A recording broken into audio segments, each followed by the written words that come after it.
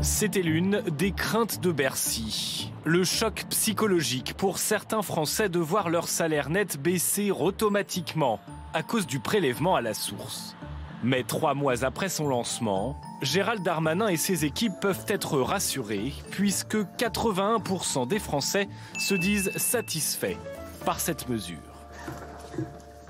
Ça fait un choc au départ, mais en fait, ça revient même sur sur ce qui nous reste à vivre, en tout cas. Ça permet d'anticiper les dépenses. On sait réellement combien il nous reste à la fin du mois.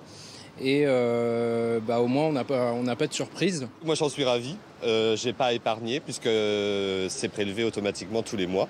Le pourcentage était bon, donc je n'ai pas eu de surprise.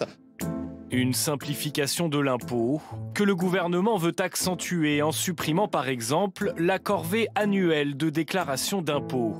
D'ici 2020, près de 9 Français sur 10 pourraient ainsi ne plus avoir à remplir les fameuses feuilles bleues, une piste confirmée cette semaine par le ministre des Comptes publics.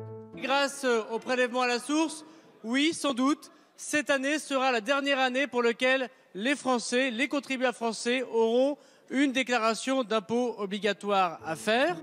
Ce matin, Gérald Darmanin proposait aussi la suppression d'un impôt qu'il juge injuste, la redevance télé. Problème, sa suppression provoquerait un manque à gagner d'environ 3 milliards d'euros dans les caisses de l'audiovisuel public.